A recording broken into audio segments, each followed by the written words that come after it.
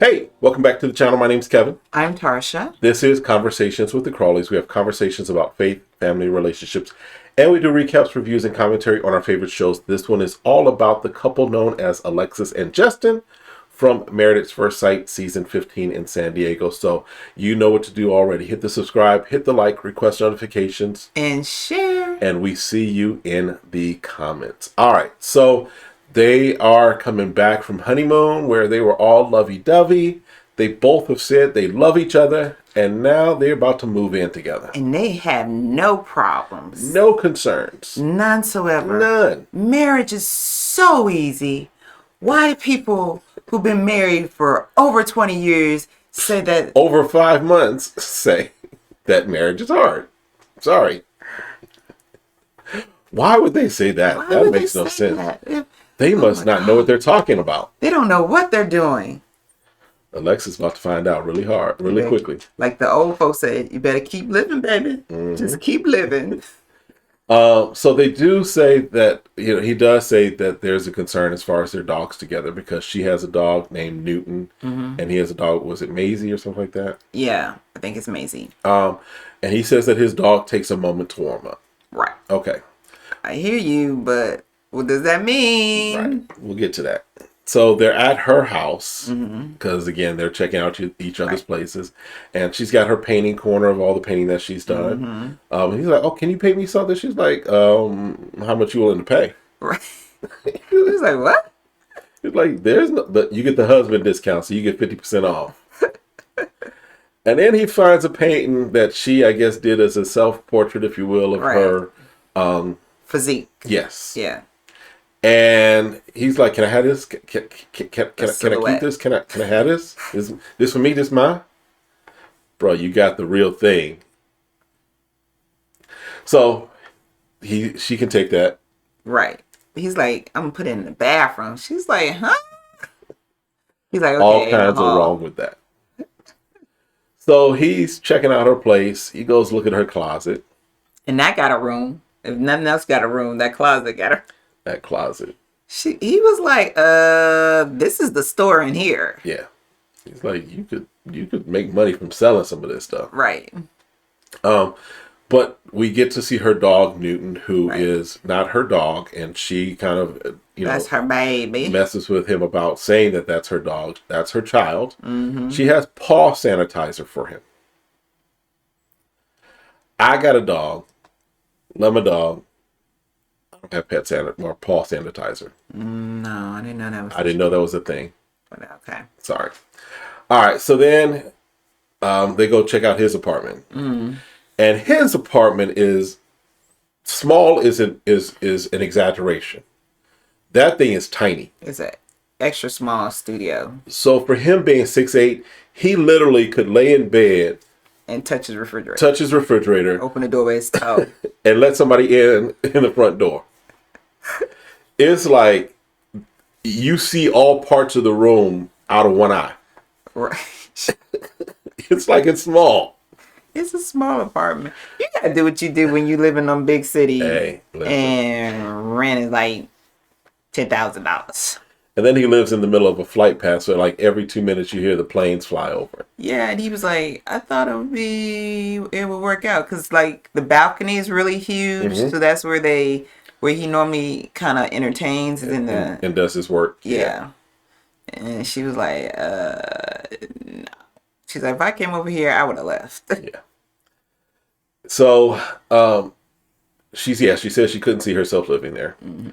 So then all the pets do kind of come into their apartment with all the pets, right? And he does say he's worried about how his dog will react. Right. And they're on leashes for the most part at the beginning. And there's a cat in play too. There is a cat too. The cat's just like, y'all do what y'all want to do. Right. He got out of there and he got out of there. Yep. He was like, I'm staying out of the way. And we'll figure out later after y'all decide what, between the other two dogs, what y'all going to do. Right. And they make the statement, we should have looked up how to introduce dogs to each other. Because they say out loud they don't know, how to make this introduction. Right. And see how it goes smoothly. And he is keeping his dog on the leash, trying to just allow them, the other dog to sniff move each other around, get around, sniff. But was Maisie. She was like showing teeth. Yes. She's like making her attention like, I don't like this and I don't care for this dog. Yes. You know, even though it's a neutral space. Right. Just off the bat, we see teeth. And so I can see that when we're looking at the scenes, he is kind of had moved a little bit. Mm-hmm. But Newton is still like, hey, I'm interested. I'm trying to figure out this new space. Right. I just been in the bathroom. I'm coming out. And then Maisie's like, oh, but you're in my space. Right. You coming up on my side eye. Coming on my side eye. I'm seeing you on my peripheral. I don't know who you are. Whoop. And it's like, yeah. You know, and so you like that. Right. We're not like, listen, it's not funny about the dog. It's not. I'm just saying, I'm just making a noise because like you hear that, you're like, oh my God, what in the world? Yeah. You know, and it's so, because dogs can snap very quickly. Yes. And you know, he's trying to pull away. She snatches her dog up and she's looking like, why are you still whining? What's wrong? And then see blood coming from the eye there. And obviously you can tell she's upset, which I understand. Like, we've been to the dog park and things have been at the dog park and you don't know. Right. But you have to have a sense of your dog's temperament, right? Right. You have to have a sense of your dog's temperament. Our dog nosy. He's trying to stick his nose in everything. So. And even because there was like my dog, I got him as a puppy, and our daughter had her dog that was still here at the time, who was several years older, right? Mm-hmm. But even their introduction, we made sure we held on to both of them. Mm-hmm. One, because it's a puppy, so I want to make sure that my puppy is taken care of, right? But also just for her dog. Her dog's never really been aggressive. My dog's never been aggressive. Not any of the dogs. But we wanted to make sure that interaction started off, okay? And then as they grew up, they got to know each other really well. They would sometimes play fight and play wrestle. A little aggressive, we would break that up. But immediately. Right. But that introduction, we made sure that we had a game plan for that introduction. Likewise, when we go to the dog park, we know we know our dog, right? We keep an eye out. We don't just go off having other conversations. And if our dog starts getting a little too, we'll just say, hey, we'll call him up.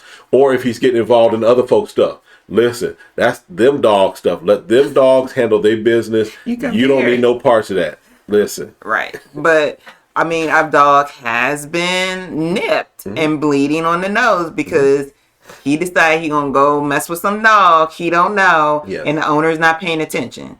So yeah, it happens. Yes. And dogs can be that way and they're not really trying to hurt the dog, but they're trying to make their intentions known. Like, look, this is mine. Or because they feel threatened or they feel afraid, right? Right. So she's upset. He's upset because he's like, oh man, I feel like I'm responsible for this happening and everything. And he decides to take his dog to a behavioral specialist. Yeah, because he does say that he feels like he underestimated his dog. Right.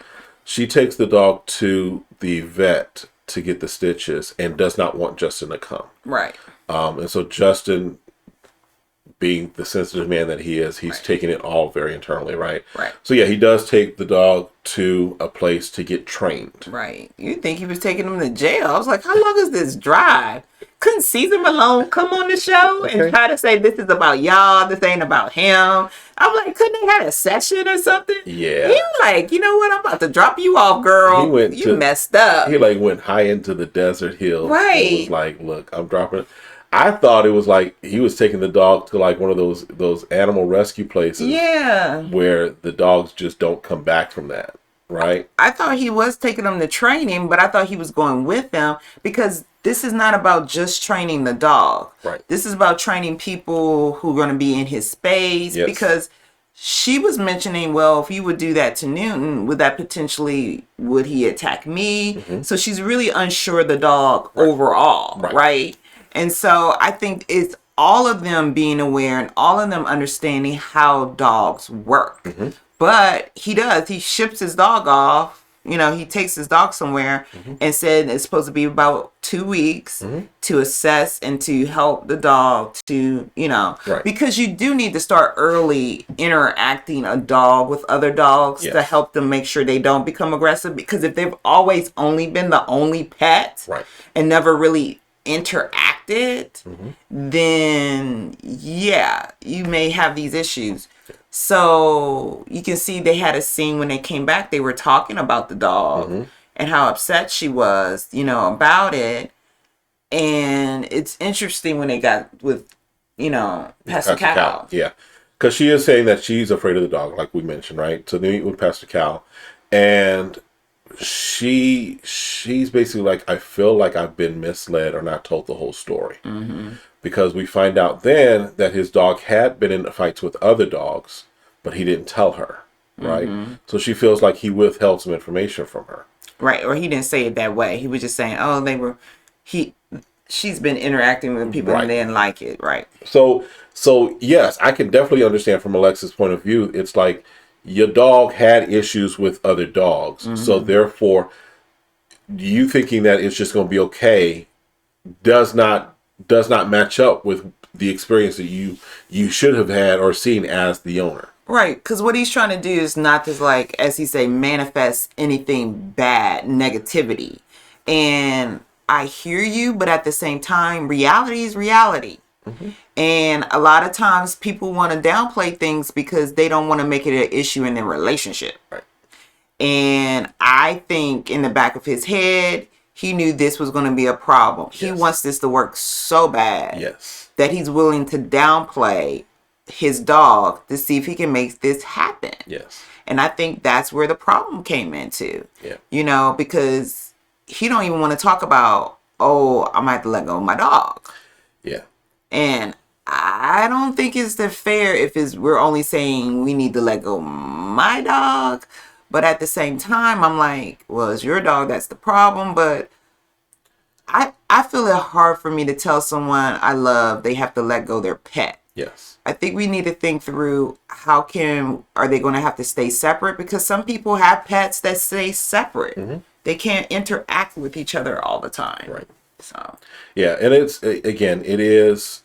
I look at the fact that his dog interacts, or at least is okay with the cat. So it's not. It's not like he was like trying to pull off the leash to get to the cat or anything. Right. So it is. It really is probably just a matter of one, training and time.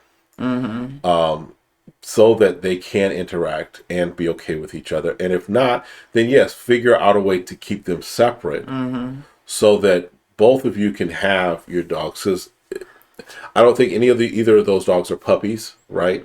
So it's not like this is for your entirety of your marriage, but this is for a season that you guys figure out how. And then if at some point, because you're asking him to make a decision, and he's not, if we're honest, not even sure about how this relationship is going to go. Right. I ain't giving up my dog for you if I don't know if we're going to be forever. And I think someone on the after party was like, if I were to do that, I would do it where someplace I could give the dog up and be able to go visit the dog. So it may be that maybe he gives the dog to his brother, if that's the case. Right. And if his brother's willing to take care of the dog, he can go over there as much as he wants and see his dog, or take him for a walk or something. So there's different ways, but it's just making the hard choice. Like, I thought you were about to get rid of that dog. I thought that dog wasn't coming back. I'm like, whoop. Yeah. That's a little intense. But he also said, he did say, one, he's very vague. He can be vague. And so it seemed like he had told her very quickly, I can do that. And so she's going off of that because she's trying to trust what he says. And so then now that he's had a chance to think about it, he's like, no, but I had this dog since, she was born. I've been with this dog. So now it's like, I don't know that I'm so quick to do that. And let's be honest. If someone told you they were willing to give up their dog for you and they had it since a puppy, I'm sorry. I would have said, really? Would you really give up your baby? That is true too. I'd be like, let's be honest, because then you need to call them on their mess. Like, come on now. Come on, babe. Yep. Let's think about this. You had the dog since a puppy. Humans interacting with an animal for a long period, you become attached just like anybody else. So I would have called them on it. for you to quickly think he would, I think that's a little bit too, that you're not giving him a chance or thinking from his perspective about how much he love his pet just like you love your child. Yep. So All right, well, look, that's it for this couple as far as our review. We knew that there was rocky road ahead for them. no, it didn't. It was going to work out. It wasn't going to be hard for them. We knew. And so I'm still good with them. I think that they can get past this. Yeah. But he is going to have to stop being vague. Yeah. Because she did call him and say, call him out on, basically, he's like, okay, I'll just overshare. And Pascal's like, okay, but this is what happens now. If you say you're going to commit to oversharing, that means you better let your yes be your yes and your no's be your no's. There can be no gray areas in this. Exactly. So. And she's going to have to be willing to accept that. Mm-hmm. Because when people start oversharing, you're going to say you didn't want to hear it all. Yep. So there need to be a balance there. Hey, I need you to overshare in this area. Right. Not in everything. That stuff you need to keep to yourself. Keep it to yourself. So listen, that's it for this review of this couple. Make sure you check out the other videos that we have that are connected to the other couples. Click it. Yes, click it. And we'll see y'all next time. Have a great one. Be blessed.